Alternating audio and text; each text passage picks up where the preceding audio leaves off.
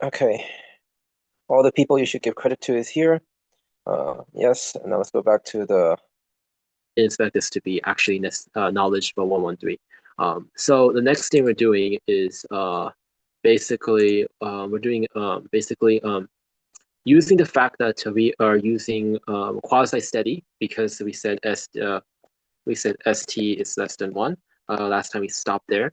With that fact, we can actually conclude it has a direction. There's a direction in the derivative, and that direction is basically if we were to give any function, and if we were trying to do a partial derivative, that is equivalent to say n dot delta f. This is the direction, and this is the gradient. This is basically what we have, and this is always, and then I think that's true, and then that's the only reason that this works.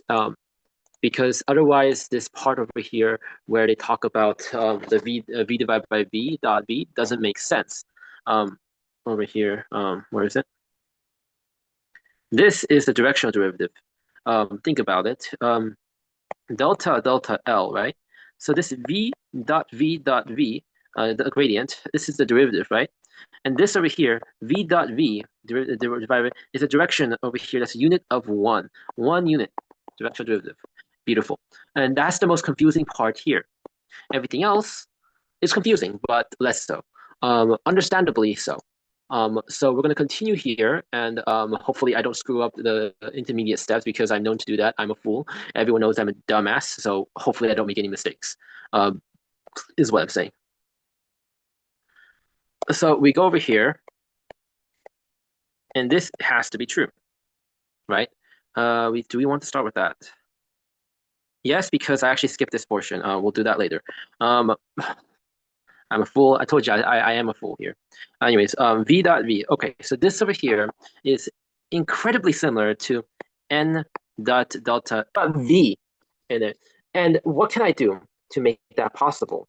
Well, we have a zero over here, so in reality, it's very easy. You're just saying v and the magnitude of v, right?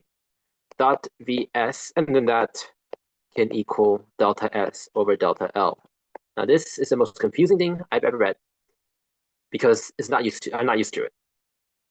But it makes sense once you think about the directional derivative's definition.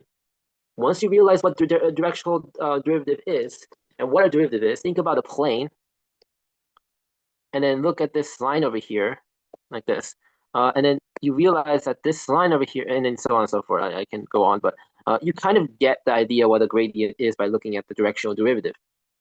Yes. And that allows us to say, because this must equal zero, delta S delta L must equal zero. Well, the only way to say that is if S is constant. Well, if there's already a S over here, which is S infinity, right? Or SO, or whatever they called it. I think she called it SO. SO, which is the value, then this must be true forever. Now, with that said, we do need to bring up the second portion, which is, again, v dot delta v equal negative delta p divided by density negative delta u.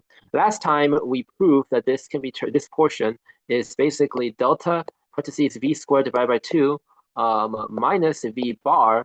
I believe it was delta in the parentheses delta v, which is a very important identity. And then this is negative vp over p minus same thing u.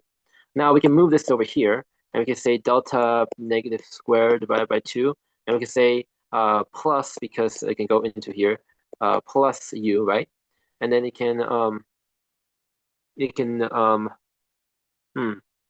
yeah, we're left with this portion that I don't know where to put.